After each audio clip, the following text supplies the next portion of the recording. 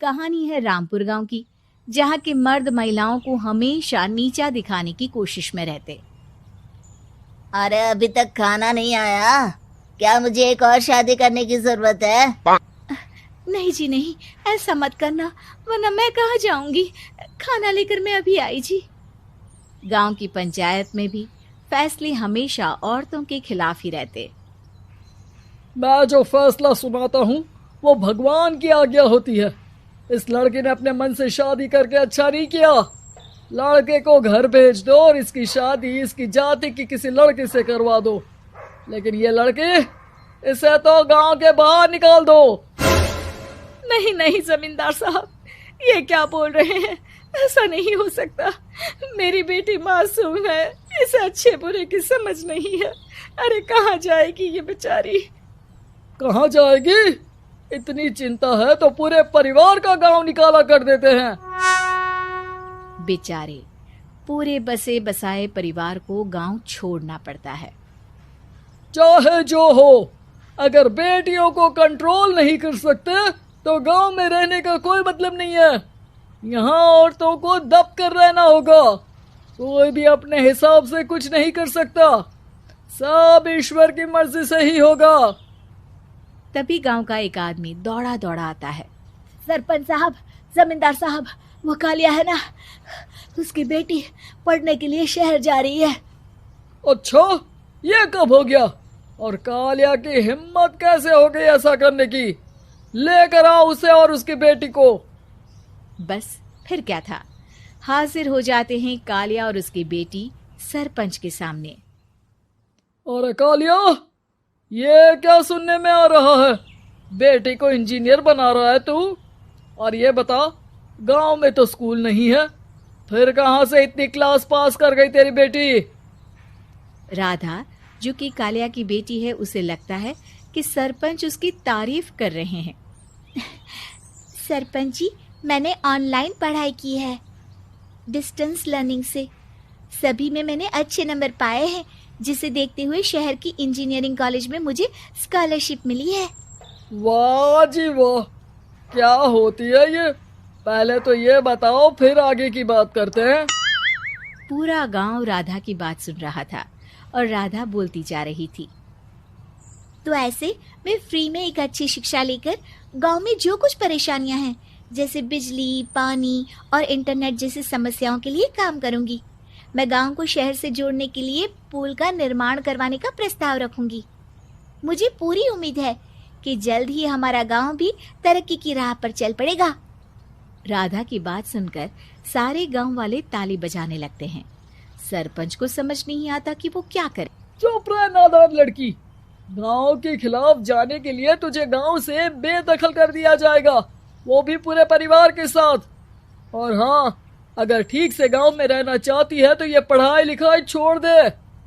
हम तेरे लिए गांव का कोई होनहार लड़का देखेंगे। तभी गांव का एक आदमी बोल पड़ता है।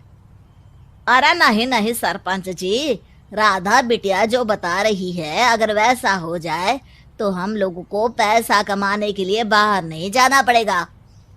हाँ जी, और ना ही कोसों दूर पानी के लिए भटकना पड़ेगा। हमारे बच्चे भी अच्छी पढ़ाई कर सकेंगे और आगे बढ़ेंगे, ना कि हमारी तरह खेती करते बैठेंगे। क्यों गांव वालों, राधा बिटिया का साथ देना चाहिए ना। सरपंच देखता है कि गांव राधा के साथ है तो वो चुप हो जाता है। वो घर आकर अपने सलाहकार से बात करता है, जो बहुत ही चालाक किस्म का इंसान होता है। अरे सरपंच साहब, आपको बहुत ही होशियारी से काम लेना पड़ेगा। एक बार गांव तरक्की कर गया, यहाँ के बालक पढ़ लिए तो कोई ना पूछेगा आपको। और फिर ये जो बेटा और बेटी है ना आपके, इनको भी आम लोगों की तरह ही जीवन जीना होगा। हाँ, लेकिन करे तो क्या करे? वो ना आप मुझ पर छोड़ दीजिए, बस मैं जैसा बोलूं करते जाइए। अगले रोज सुबह जब गांव वाले सोकर उठते हैं तो राधा के घर के बाहर और साथ ही वो लोग जिन्होंने राधा का सपोर्ट किया था, उनके घर के आगे लाल रंग से कल आऊंगी लिखा होता है। कल आऊंगी, यह क्या होता है? अरे यह तो खून से लिखा है, लगता है कोई भूत प्रेत या चुड़ैल का साया है। चलो सरपंच जी के पास चलते हैं। सभी सरपंच के पास जाकर उसे सारी बात बताते हैं। अरे ये तो बड़ी मुश्किल की बात है। चलो मैं एक बाबा को जानता हूँ, उन्हें बुला लेता हूँ। सरपंच बाबा को लेकर गांव के घर के बाहर जाता है।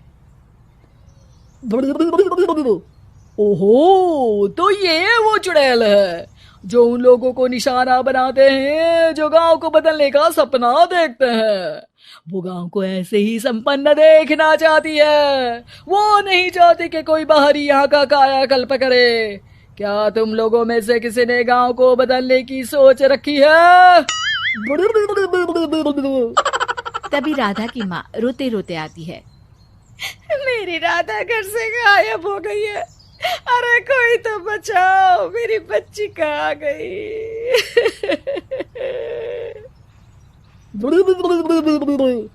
ले गई वो चुड़ैल, तेरी बच्ची को ले गई। अब वो उसे श्रापित करके छोड़ेगी, उस पर चुड़ैल का साया हो जाएगा। तभी बुरी सी हालत में राधा भी वहां आ जाती है। उसके बाल चुड़ैल की तरह फैले होते हैं और कपड़ों में खून लगा होता है। सभी राधा को देखकर डर जाते हैं। माँ, पता नहीं मुझे कौन उठा कर ले गया था। अरे दूर दूर हो जा चुड़ैल, अब हम लोग इस गांव में नहीं रुकेंगे। अरे कैसी बातें कर रहे हैं आप? कल तो आप मेरे भरोसे गांव का हुलिया बदलने, अपने बच्चों को पढ़ाने और तरक्की उन्नति की बात कर रहे थे, तो आज क्या हो गया आपको? ये फिर तुम लोगों को बहकाएगी। ये चुड़ैल गांव में आ चुकी है, ऐसे ही ये तुम्हारे घर के बच्चों को भी ले जाएगी। गांव वाले राधा को गांव से बाहर निकाल देते हैं। उसके माँ बाप रोते रहते हैं, लेकिन गांव वाले नहीं मानते। मैं भी अपनी बहन के साथ गांव के बाहर रहूंगा, लेकिन वो पढ़ाई नहीं छोड़ेगी। वहीं सरपंच के घर पर सलाहकार कहता है। देखा, सांप भी मर गया और लाठी भी नहीं टूटी। लेकिन अगले ही दिन सरपंच के घर के बाहर भी वही शब्द लिखे होते हैं। और फिर सरपंच की बीवी कहती है, हमारी बेटी को किसी ने अगवा कर लिया है। तभी राधा का भाई वहां आ जाता है। अरे गांव वालों, मैंने सरपंच जी की बेटी को देखा था। वो चुड़ैल उसे उठाकर ले जा रही थी। अरे क्या मजाक कर रहे हो? नहीं नहीं सरपंच जी, आप नहीं जानते।